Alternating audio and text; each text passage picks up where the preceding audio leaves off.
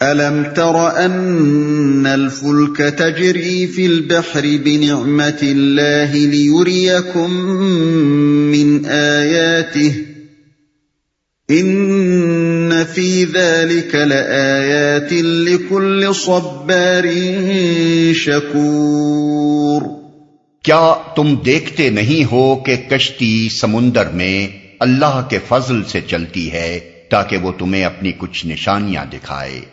در حقیقت اس میں بہت سی نشانیاں ہیں ہر اس شخص کے لیے جو صبر اور شکر کرنے والا ہو۔ تمہیں اپنی کچھ نشانیاں دکھائے، یعنی ایسی نشانیاں جن سے یہ پتہ چلتا ہے کہ اختیارات بالکل اللہ تعالیٰ کے ہاتھ میں ہیں۔ انسان خواہ کیسے ہی مضبوط اور بحری سفر کے لیے موزوں جہاز بنا لے اور جہاز رانی کے فن اور اس سے تعلق رکھنے والی معلومات اور تجربات میں کتنا ہی کمال حاصل کر لے، لیکن سمندر میں جن ہولناک طاقتوں سے اس کو سابقہ پیش آتا ہے ان کے مقابلے میں وہ تنہا اپنی تدابیر کے بلبوتے پر بخیریت سفر نہیں کر سکتا جب تک اللہ کا فضل شامل حال نہ ہو۔ اس کی نگاہ کرم پھرتے ہی آدمی کو معلوم ہو جاتا ہے کہ اس کے ذرائع و وسائل اور کمالات فن کتنے پانی میں ہیں۔ اسی طرح آدمی امن و اطمینان کی حالت میں چاہے کیسا ہی سخت دہریہ یا کٹا مشرک ہو، لیکن سمندر کے طوفان میں جب اس کی کشتی ڈولنے لگتی ہے اس وقت دہریے کو بھی معلوم ہو جاتا ہے کہ خدا ہے، اور مشرک بھی جان لیتا ہے کہ خدا بس ایک ہی ہے جو صبر اور شکر کرنے والا ہو۔ یعنی جن لوگوں میں یہ دو صفات پائی جاتی ہیں وہ جب ان نشانیوں سے حقیقت کو پہچان جاتے ہیں تو ہمیشہ کے لیے توحید کا سبق حاصل کر کے اس پہ مضبوطی کے ساتھ جم جاتے ہیں۔ پہلی صفت یہ کہ وہ صبار یعنی بڑے صبر کرنے والے ہوں، ان کے مزاج میں تلبن نہ ہو بلکہ ثابت قدمی ہو، گوارا اور ناگوار، سخت اور نرم، اچھے اور برے تمام حالات میں ایک عقیدہ صالحہ پر قائم رہیں۔ یہ کمزوری ان میں نہ ہو کہ برا وقت آیا تو خدا کے سامنے گڑگڑانے لگے اور اچھا وقت آتے ہی سب کچھ بھول گئے، یا اس کے برعکس اچھے حالات میں خدا پرستی کرتے رہے اور مصائب کی ایک چوٹ پڑتے ہی خدا کو گالیاں دینی شروع کر دیں۔ دوسری صفت یہ کہ وہ شکور یعنی بڑے شکر کرنے والے ہوں، نمک حرام اور احسان فراموش نہ ہوں بلکہ نعمت کی قدر پہچانتے ہوں اور نعمت دینے والے کے لیے ایک مستقل جذبہ شکر و سپاس اپنے دل میں جاگزیں رکھیں۔ وَإِذَا غَشِيَهُم مَّوْجٌ كَالظُّلَلِ دَعَوُا اللَّهَ مُخْلِصِينَ لَهُ الدِّينَ فَلَمَّا نَجَّاهُمْ إِلَى الْبَرِّ فَمِنْهُم مُّقْتَصِدٌ وَمَا يَجْحَدُ بِآيَاتِنَا إِلَّا كُلُّ خَتَّارٍ كَفُورٍ۔ اور جب سمندر میں ان لوگوں پر ایک موج سائبانوں کی طرح چھا جاتی ہے تو یہ اللہ کو پکارتے ہیں اپنے دین کو بالکل اسی کے لیے خالص کر کے، پھر جب وہ بچا کر انہیں خشکی تک پہنچا دیتا ہے تو ان میں سے کوئی اقتصاد برتتا ہے اور ہماری نشانیوں کا انکار نہیں کرتا مگر ہر وہ شخص جو غدار اور ناشکرا ہے۔ کوئی اقتصاد برتتا ہے، اس کے کئی مطلب ہو سکتے ہیں۔ اقتصاد کو اگر راست روی کے معنی میں لیا جائے تو اس کا مطلب یہ ہوگا کہ ان میں سے کم ہی ایسے نکلتے ہیں جو وقت گزر جانے کے بعد بھی اس توحید پر ثابت قدم رہتے ہیں جن کا اقرار انہوں نے طوفان میں گر کر کیا تھا، اور یہ سبق ہمیشہ کے لیے ان کو راست رو بنا دیتا ہے۔ اور اگر اقتصاد بمعنی توسط و اعتدال لیا جائے تو اس کا ایک مطلب یہ ہوگا کہ ان میں سے بعض لوگ اپنے شرک و دہریت کے عقیدے میں اس شدت پر قائم نہیں رہتے جس پر اس تجربے سے پہلے تھے، اور دوسرا مطلب یہ ہوگا کہ وقت گزر جانے کے بعد ان میں سے بعض لوگوں کے اندر اخلاص کی وہ کیفیت ٹھنڈی پڑ جاتی ہے جو اس وقت پیدا ہوئی تھی۔ اغلب یہ ہے کہ اللہ تعالیٰ نے یہاں یہ زبانی فکرہ بیک وقت ان تینوں کیفیتوں کی طرف اشارہ کرنے کے لیے استعمال فرمایا ہو۔ مدعا غالباً یہ بتانا ہے کہ بحری طوفان کے وقت تو سب کا دماغ درستی پر آ جاتا ہے اور شرک و دہریت کو چھوڑ کر سب کے سب خدا واحد کو مدد کے لیے پکارنا شروع کر دیتے ہیں، لیکن خیریت سے ساحل پر پہنچ جانے کے بعد ایک قلیل تعداد ہی ایسی نکلتی ہے جس نے اس تجربے سے کوئی پائیدار سبق حاصل کیا ہو۔ پھر یہ قلیل تعداد بھی تین قسم کے گروہوں میں بٹ جاتی ہے، ایک وہ جو ہمیشہ کے لیے سیدھا ہو گیا، دوسرا وہ جس کا کفر کچھ اعتدال پر آ گیا، تیسرا وہ جس کے اندر اس ہنگامی اخلاص میں سے کچھ نہ کچھ باقی رہ گیا۔ غدار اور ناشکرا ہے۔ یہ دو صفات ان دو صفتوں کے مقابلے میں ہیں جن کا ذکر اس سے پہلے کی آیت میں کیا گیا تھا۔ غدار وہ شخص ہے جو سخت بے وفا ہو اور اپنے عہد و پیمان کا کوئی پاس نہ رکھے، اور ناشکرا وہ ہے جس پر خواہ کتنی ہی نعمتوں کی بارش کر دی جائے وہ احسان مان کر نہ دے اور اپنے محسن کے مقابلے میں سرکشی سے پیش آئے۔ یہ صفات جن لوگوں میں پائی جاتی ہیں وہ خطرے کا وقت ٹل جانے کے بعد بے تکلف اپنے کفر، اپنی دہریت اور اپنے شرک کی طرف پلٹ جاتے ہیں۔ وہ یہ نہیں مانتے کہ انہوں نے طوفان کی حالت میں خدا کے ہونے اور ایک ہی خدا کے ہونے کی کچھ نشانیاں خارج میں بھی اور خود اپنے نفس میں بھی پائی تھیں، اور ان کا خدا کو پکارنا اسی وجدان حقیقت کا نتیجہ تھا۔ ان میں سے جو دہریے ہیں وہ اپنے اس فعل کی یہ توجیہ کرتے ہیں کہ وہ تو ایک کمزوری تھی جو بحالت اضطراب ہم سے سرزد ہو گئی، ورنہ در حقیقت خدا ودا کوئی نہ تھا جس نے ہمیں طوفان سے بچایا ہو، ہم تو فلاں فلاں اسباب و ذرائع سے بچ نکلنے میں کامیاب ہو گئے۔ رہے مشرکین تو بالعموم یہ کہتے ہیں کہ فلاں بزرگوں یا دیوی دیوتاؤں کا سایہ ہمارے سر پر تھا جس کے طفیل ہم بچ گئے، چنانچہ ساحل پر پہنچتے ہی وہ اپنے معبودان باطل کے شکریہ ادا کرنے شروع کر دیتے ہیں اور انہی کے آستانوں پر چڑھاوے چڑھانے لگتے ہیں۔ یہ خیال تک انہیں نہیں آتا کہ جب ساری امیدوں کے سہارے ٹوٹ گئے تھے اس وقت اللہ وحدہ لا شریک کے سوا کوئی نہ تھا جس کا دامن انہوں نے تھاما ہو۔ يا أيها الناس اتقوا ربكم واخشوا يوما لا يجزي والد عن ولده ولا مولود هو جاز عن والده شيئا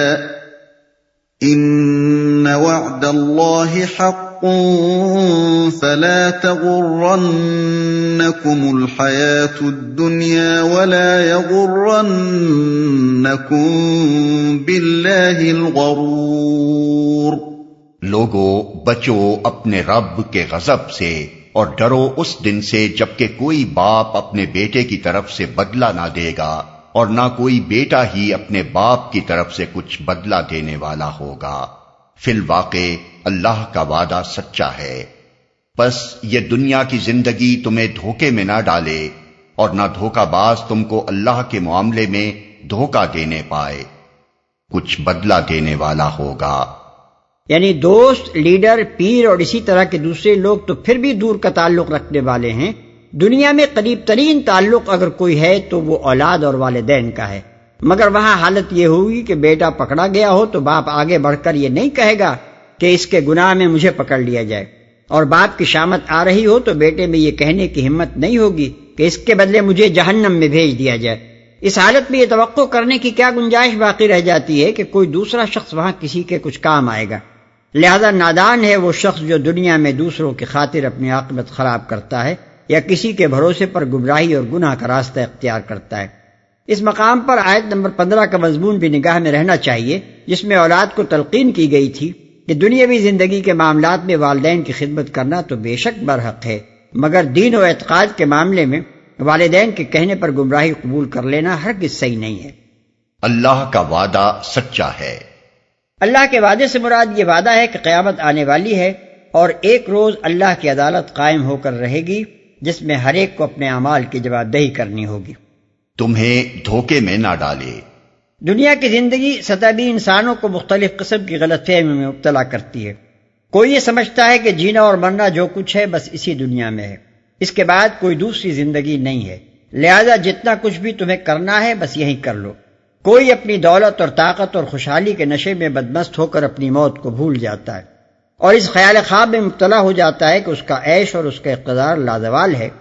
کوئی اخلاقی اور روحانی مقاصد کو فراموش کر کے صرف مادی فوائد اور لذتوں کو مقصود بذات سمجھ لیتا ہے اور معیار زندگی کی بلندی کے سوا کسی دوسرے مقصد کو کوئی اہمیت نہیں دیتا، خواہ نتیجے میں اس کا معیار آدمیت کتنا ہی پست ہوتا چلا جائے۔ کوئی یہ خیال کرتا ہے کہ دنیاوی خوشحالی ہی حق و باطل کا اصل معیار ہے، ہر وہ طریقہ حق ہے جس پر چل کر یہ نتیجہ حاصل ہو اور اس کے برعکس جو کچھ بھی ہے باطل ہے۔ کوئی اسی خوشحالی کو مقبول بارگاہ الہی ہونے کی علامت سمجھتا ہے اور یہ قاعدہ کلیہ بنا کر بیٹھ جاتا ہے کہ جس کی دنیا خوب بن رہی ہے خواہ وہ کیسے ہی طریقوں سے بنے وہ خدا کا محبوب ہے، اور جس کی دنیا خراب ہے چاہے وہ حق پسندی اور راست بازی ہی کی بدولت خراب ہو اس کی عاقبت بھی خراب ہے۔ یہ اور ایسی ہی جتنی غلط فہمیاں بھی ہیں ان سب کو اللہ تعالیٰ نے اس آیت میں دنیاوی زندگی کے دھوکے سے تعبیر فرمایا ہے۔ دھوکہ دینے پائے۔ الغرور یعنی دھوکے باز سے مراد شیطان بھی ہو سکتا ہے، کوئی انسان یا انسانوں کا کوئی گروہ بھی ہو سکتا ہے، انسان کا اپنا نفس بھی ہو سکتا ہے اور کوئی دوسری چیز بھی ہو سکتی ہے۔ کسی شخص خاص یا شے خاص کا تعین کیے بغیر اس وسیع المعنی لفظ کو اس کی مطلق صورت میں رکھنے کی وجہ یہ ہے کہ مختلف لوگوں کے لیے فریب خوردگی کے بنیادی اسباب مختلف ہوتے ہیں۔ جس شخص نے خاص طور پر جس ذریعے سے بھی وہ اصل فریب کھایا ہو، جس کے اثر سے اس کی زندگی کا رخ صحیح سمت سے غلط سمت میں مڑ گیا ہو، وہی اس کے لیے الغرور ہے۔ اللہ کے معاملے میں دھوکہ دینے کے الفاظ بھی بہت وسیع ہیں، جن میں بے شمار مختلف قسم کے دھوکے آ جاتے ہیں۔ کسی کو اس کا دھوکے باز یہ یقین دلاتا ہے کہ خدا سرے سے ہے ہی نہیں، کسی کو یہ سمجھاتا ہے کہ خدا اس دنیا کو بنا کر الگ جا بیٹھا ہے اور اب یہ دنیا بندوں کے حوالے ہے۔ کسی کو اس غلط فہمی میں ڈالتا ہے کہ خدا کے کچھ پیارے ایسے ہیں جن کا تقرب حاصل کر لو تو جو کچھ بھی تم چاہو کرتے رہو، بخشش تمہاری یقینی ہے۔ کسی کو اس دھوکے میں مبتلا کرتا ہے کہ خدا تو غفور الرحیم ہے، تم گناہ کرتے چلے جاؤ، وہ بخشتا چلا جائے گا۔ کسی کو جبر کا عقیدہ سمجھاتا ہے اور اس غلط فہمی میں ڈال دیتا ہے کہ تم تو مجبور ہو، بدی کرتے ہو تو خدا تم سے کراتا ہے، اور نیکی سے دور بھاگتے ہو تو خدا ہی تمہیں اس کی توفیق نہیں دیتا۔ اس طرح کے نہ معلوم کتنے دھوکے ہیں جو انسان خدا کے بارے میں کھا رہا ہے، اور اگر تجزیہ کر کے دیکھا جائے تو آخر کار تمام گمراہیوں اور گناہوں اور جرائم کا بنیادی سبب یہی نکلتا ہے کہ انسان نے خدا کے بارے میں کوئی نہ کوئی دھوکہ کھایا ہے، تبھی اس سے کسی اعتقادی ضلالت یا اخلاقی بے راہ روی کا صدور ہوا ہے۔ ان اللہ عنده علم الساعة وينزل الغيث ويعلم ما في الأرحام وما تدري نفس ماذا تكسب غدا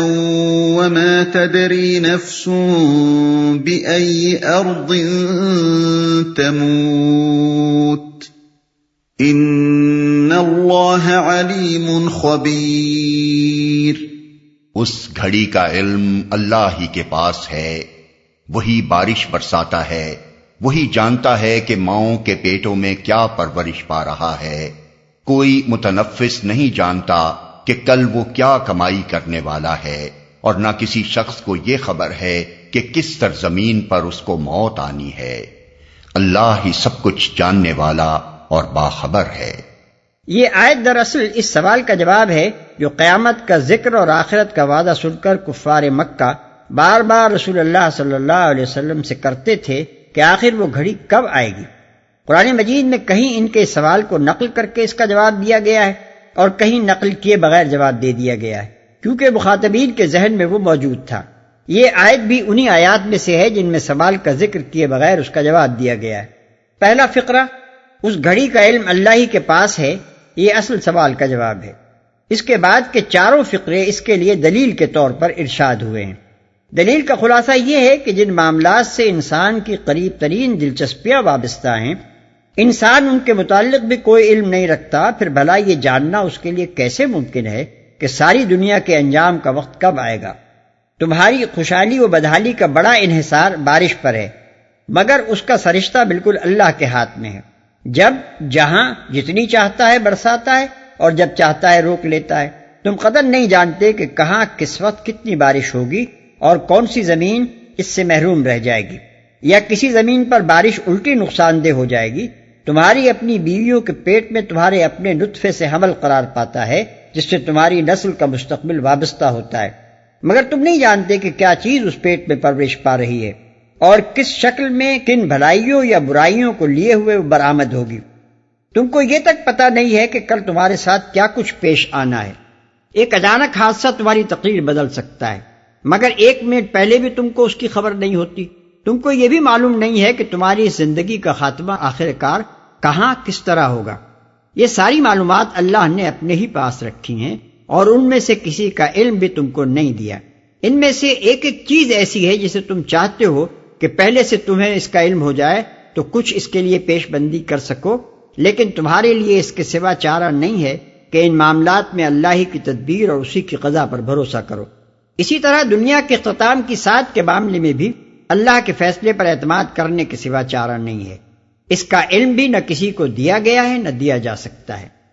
یہاں ایک بات اور بھی اچھی طرح سمجھ لینی ضروری ہے، اور وہ یہ ہے کہ اس آیت میں امور غیب کی کوئی فہرست نہیں دی گئی ہے جن کا علم اللہ کے سوا کسی کو نہیں ہے۔ یہاں تو صرف سامنے کی چند چیزیں مثالاً پیش کی گئی ہیں جن سے انسان کی نہایت گہری اور قریبی دلچسپیاں وابستہ ہیں، اور انسان ان سے بے خبر ہے۔ اس سے یہ نتیجہ نکالنا درست نہ ہوگا کہ صرف یہی 5 امور غیب ہیں جن کو اللہ کے سوا کوئی نہیں جانتا، حالانکہ غیب نام ہی اس چیز کا ہے جو مخلوقات سے پوشیدہ اور صرف اللہ پر روشن ہو، اور فی الحقیقت اس غیب کی کوئی حد نہیں ہے۔